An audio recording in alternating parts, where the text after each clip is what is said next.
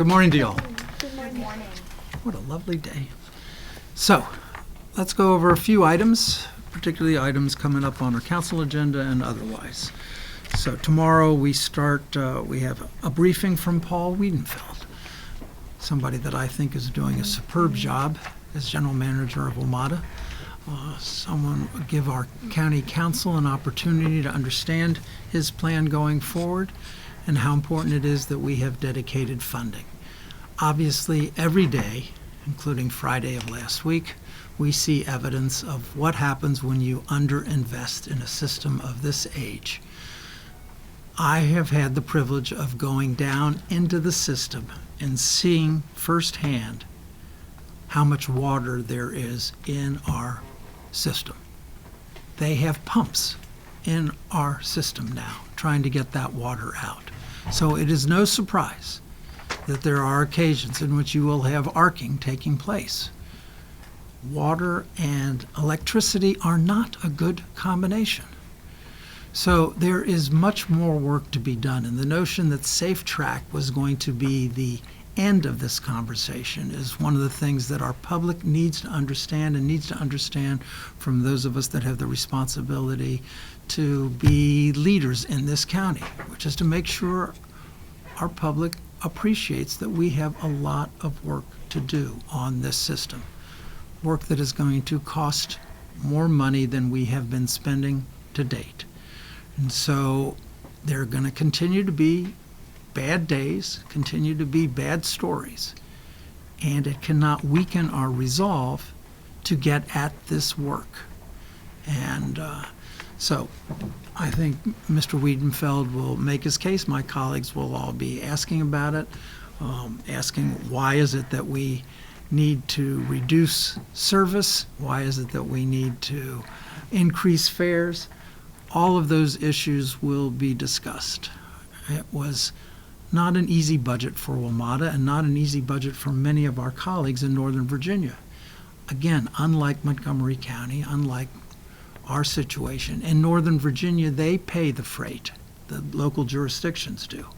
So when people talk about trying to shift costs back to the jurisdictions to fund them, you have local jurisdictions in Arlington and Fairfax that say, this will come at the expense of my schools. I cannot do that now. And so it's easy to say, yes, we want more. And of course, we all want more. Who wants to cut service? Who wants to raise fares? I certainly don't. But what the general manager put forward was, in his judgment, a shared sacrifice budget that was necessary in order to accommodate the fiscal realities of different jurisdictions that are part of this regional system. So it isn't just simply Montgomery County raising its hand and saying, we want more. We would want more. But it is important to understand the context in which these decisions are made and the work that needs to be done going forward. So I'm really looking forward to Mr. Wiedenfeld being here tomorrow, and for my colleagues having every opportunity to share their own thoughts and their own frustrations, of which we all share. No one wants to pay more or get less from a service that is not meeting our needs today. I don't want that. Who wants that? So it is simply where we are. And what we have failed to do for too long is make hard decisions. So he is, I used to call him the new sheriff in town. He's not a new sheriff anymore, but he is someone that's brought law and order to this system. Somebody who has really said, we can't do it the same old way. And it's way too important to our county's future, to our region's future. So we'll start there today. Another issue that has come up, as all of you are aware, is the issue with respect to security for our faith community. Wanted to make sure you all saw and aware that we are now rolling out the second tranche of those dollars to other members of our faith community, so that everyone who is feeling threatened can raise their hand and come forth with an application to address their needs. I think it's capped at $20,000 per institution. It's for hardening facilities, if you will. It's not for operating costs. It's for making physical improvements, and we just want to get the word out with your help to all of our communities to make sure they know that we've got an August 1 deadline for getting your applications in. And I'm pleased that we have treated all our faith communities responsibly in this terrible climate. Tomorrow, I will be introducing with Mr. Rice and Mr. Leventhal legislation on a topic that I never thought I would deal with while I was on the county council, and that relates to cemeteries. It is following the lead of other jurisdictions that have dealt with this issue in a more aggressive way than we had historically, which is basically to say we need an inventory of every burial grounds in our county. And when you're coming in for a permit, for an application before a planning board, we need to have those identified so that we don't make another mistake or be accused of making a mistake when it comes to these very sensitive sets of issues. It's simply not okay. This is, in my judgment, a responsible approach to the issue that makes it clear from the get-go that we're not going to disturb burial grounds. What else should we talk about this morning? Another issue that has come up that is troublesome is the definition of country inns. I used to live for 20-something years next to the old Angler Inn. I don't consider the old Angler Inn to be a country inn, and I don't consider a banquet facility to be part and parcel of a country inn. I think of a country inn, I confess, as I'm sort of old-fashioned. I think of a country inn as where you have 3 or 4 additional rooms to take care of people who want to stay in a, quote, country inn. So we had a definitional issue here and master plan conformance issues, which in my judgment necessitate closing what many of us consider to be a loophole in our zoning laws that would allow for a large banquet facility to be built on the old Angler's Inn property. And a number of us simply don't think that that's consistent with our master plans and don't think it's consistent with what we intended when it came to the definition of country inns. This came in the context of our zoning rewrite. There were a lot of big issues in our zoning rewrite. It should not come as a surprise that some issues didn't get the same attention as other issues. This is one of them, and so a number of us feel like we need to close this off. We also have tomorrow coming before us, going back to transportation, our transportation priorities letter. We have changed the format of that letter, and we've changed it in part because, at least I was supportive of changing in part because I remember the conversation I had with Secretary Ron publicly the last time they came and did their roadshow, in which we talked about 270. And he said, well, gosh, you guys didn't make that a priority in your priorities letter to fix 270. Well, you know, this is not consistent. I took umbrage with that at the time, and this letter makes it real clear. 270 is our top interstate priority, and we urge them to actually take a look at what we have recommended for years, which is to have 2 reversible lanes, HOT lanes, put on 270. We continue to believe that that is the more appropriate response and that the $100 million improvements that the governor is banking on is simply not going to do enough. I would also say to you, at least a number of us look at what Northern Virginia has done on its using shoulders, and we ask ourselves why we can't do that as well. We have limited capacity. We can't add everywhere. But the traffic situation is at such a point where you really do want to use your existing capacity as efficiently as possible. And so we just scratch our head as to why is it possible that Northern Virginia can make the decisions it's made with respect to using shoulders when it is necessary for traffic, oh my goodness. And we don't even have that opportunity here. Now, there are always trade-offs. Shoulders are used for emergency vehicles, shoulders are used for accidents. It's not like it's a zero-sum game. But other communities are doing this, and we are urging the governor to take a good look at that as well when it comes to the Beltway. So it's, I think, a balanced approach in terms of our priorities letter. Obviously, we continue to be strong advocates for transit. We continue to be strong advocates for our BRT, and we continue to be strong advocates for our up-county residents who are suffering in Clarksburg and the like, and improving capacity on 355 going up towards Clarksburg. One of the things that the packet did not reflect was our Metro bus priority corridors. We have 3-0. We included that in our priorities letter, and staff just uncharacteristically dropped the ball, so the draft that we have will be amended to reflect that.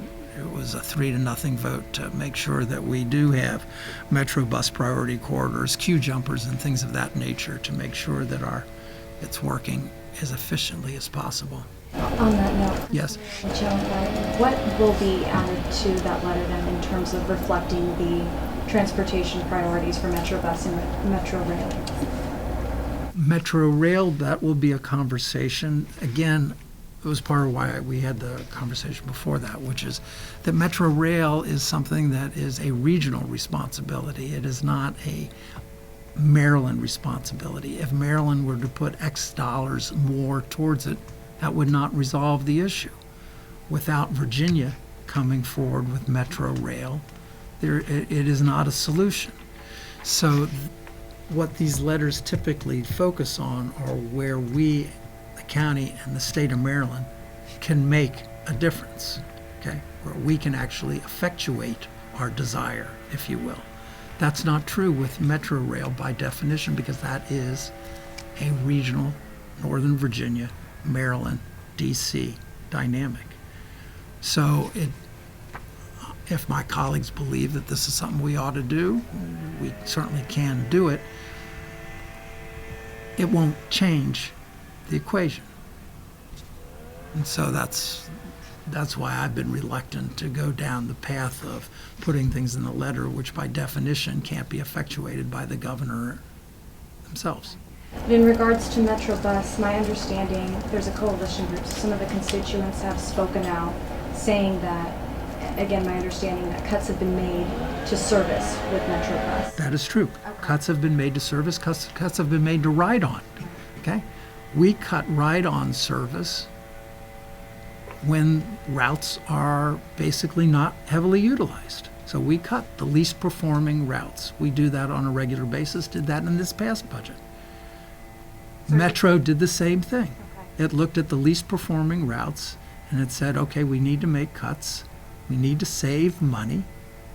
And that's where they chose to do so.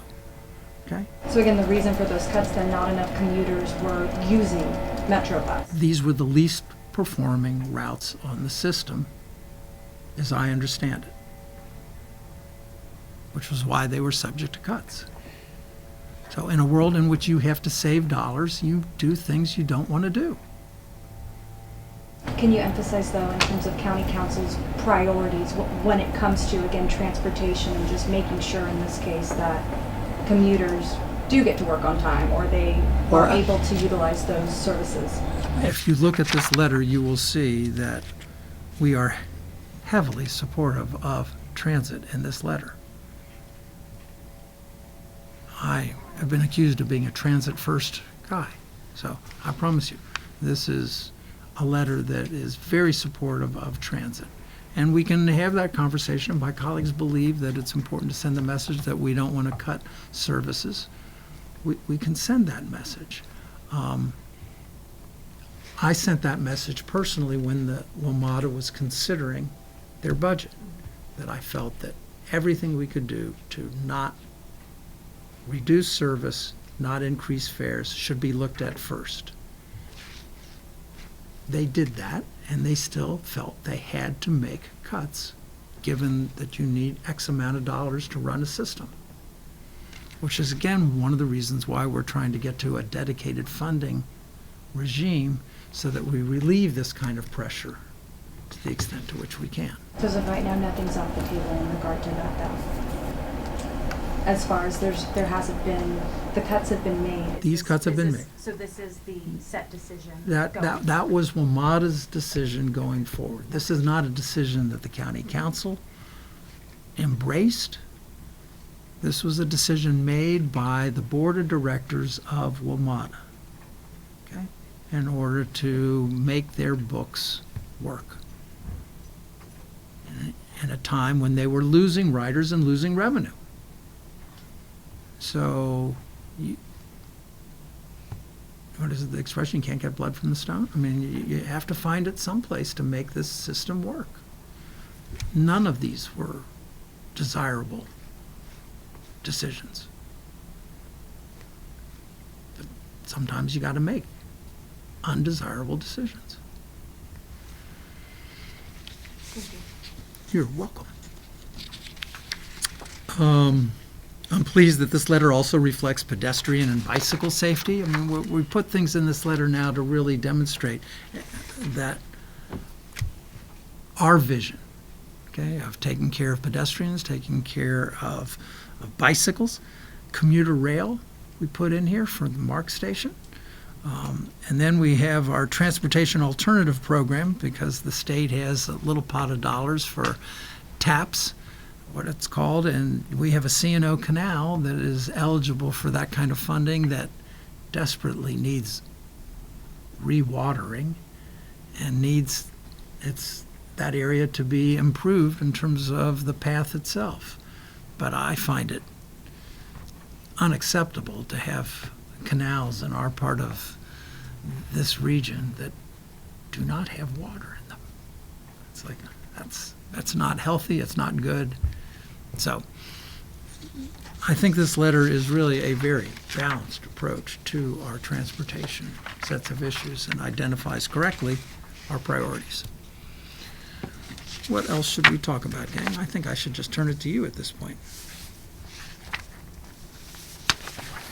Else I was just so compelling and answered everything that you got nothing to ask. Mr. Tallman. Howard County's website was hacked either yesterday or not too long ago. Are you convinced that Montgomery County's electronic infrastructure is adequately protected? I don't think in this era that hardly any system is adequately protected. I was sure that it was Russia that was tapping into Howard County. I'm advised it might be otherwise. I am advised that Montgomery County officials immediately picked up the phone to call Howard County to understand what they felt happened to their system so that we can continue to assess what should happen on our system. So I believe we are taking a responsible approach to that situation. But it's clear. I mean, you see the kinds of cyber security threat that exists everywhere. None of us are prepared. Our electric grid is not prepared. None of us are prepared. What we do in response to that, I have no clue. But if you see the kind of hacking that's taking place in countries around the world, what's safe? I don't even know what the definition is anymore. If we can't do it at the national level, imagine how hard it is at the local level. Something on the consent calendar tomorrow, supplemental appropriation for the FY17 capital budget related to the Silver Spring Transit Center. This is related to the litigation costs in the lawsuit, Yes. the Silver Spring Transit Center. Do you think it's appropriate for the county to take funds from the recordation tax premium to fund this lawsuit? There were dollars originally, and we had this conversation once upon a time, in the recordation tax that are for, quote, county projects. Okay? Not all the dollars went to the school. Not a single dollar that was allocated for the schools is being used inappropriately. There was a separate category for county projects. Is this a county project? Yeah. So absolutely, it's as appropriate. Are any of us happy to be spending these kinds of dollars for this purpose? No. But we incurred those dollars, we have to pay those dollars, and that's an appropriate way in which to pay for it. Well, last year, the justification that was given was that this was going to go towards NCPS capital projects. Okay? Again,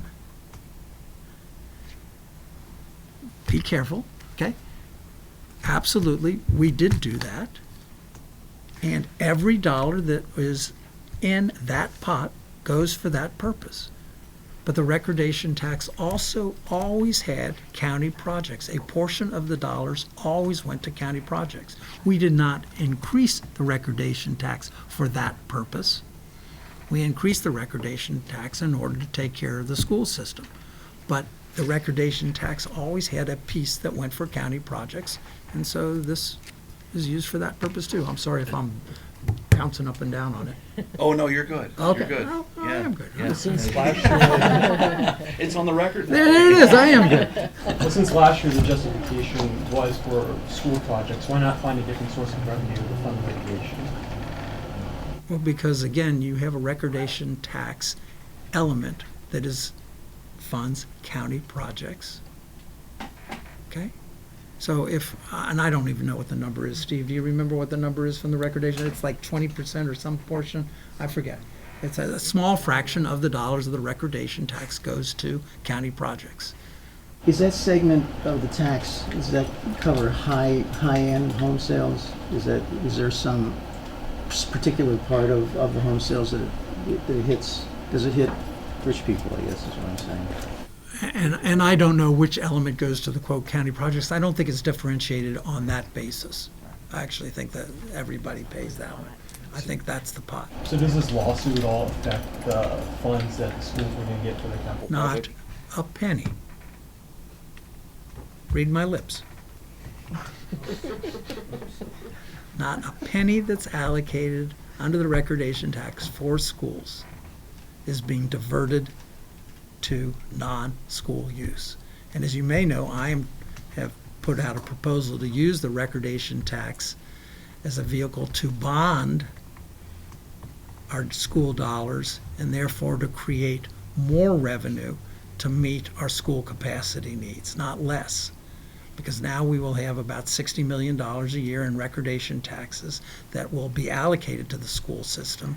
And if we took some portion of it and bonded it, we could increase school funding significantly for the next 5 years. So we will be discussing that in the fall when we get the school CIP.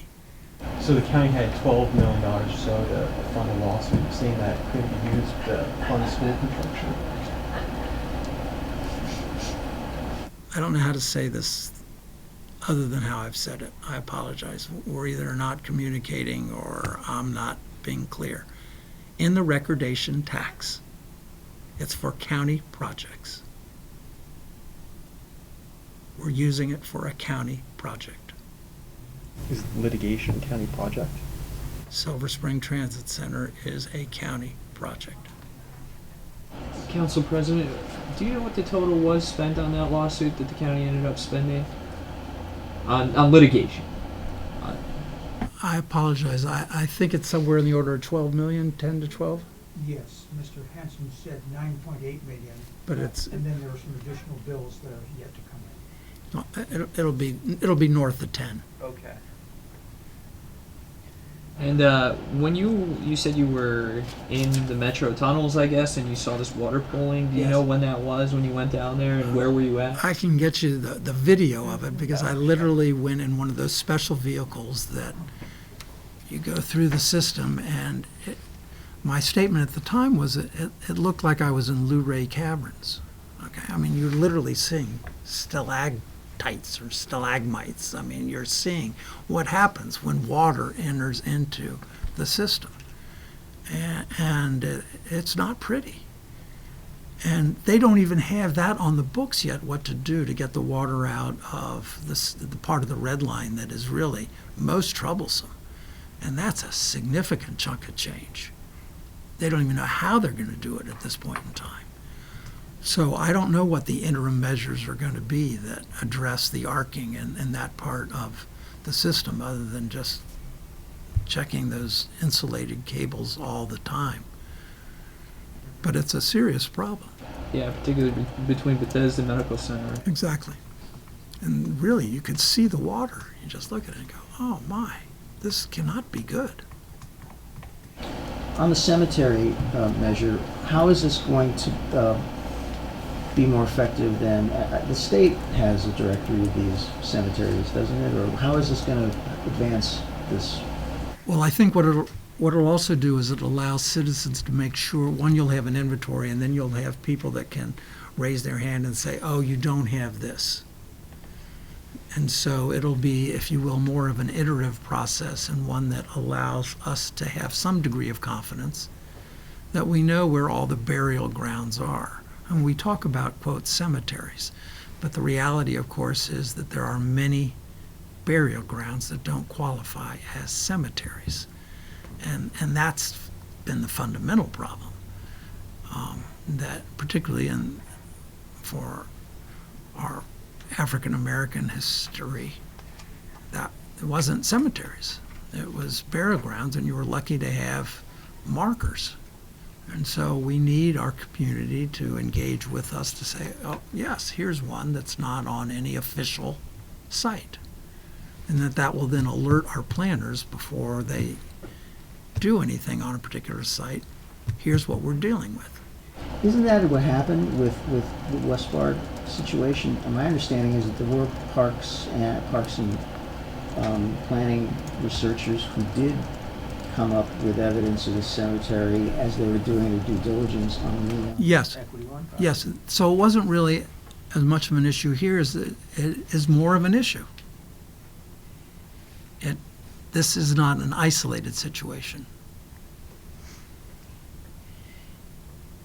But you're right, I think our planning staff were all on top of that and actually brought it to the fore. All right, gang? Oh, yes, ma'am. When will you be bringing minimum wage back up before the council? We're waiting for the county executive's study, which was to be completed sometime in July. So I just sent a note over today to ask what the status was of that to the county executive. And so once we get his analysis and his recommendations, my commitment was always that we would bring this up in the fall. Okay. And your transportation letter, is the Watkins Mill interchange part of this letter? I think we're over that. You think we are? Yeah, I think we resolved that issue. They've awarded a contract. Do we have a timeline when work's going to begin, or? Now we're somebody else's pay grade. Sonia, we can follow up with Glenn about that. So it's not We, on the we letter. won. We won that fight. Okay. The election's 1 year from today? Is that right? Primary elections? Is that right? Actually, I didn't know what the date was. I should know the date. Yes, it, honestly. Okay. Note that that's true. I didn't know what it was. It's on the 25th? 26th? 26th. 26th. It's on the 26th. Yes. You're right. It is. A year from today. Gonna be busy. Thank you, guys.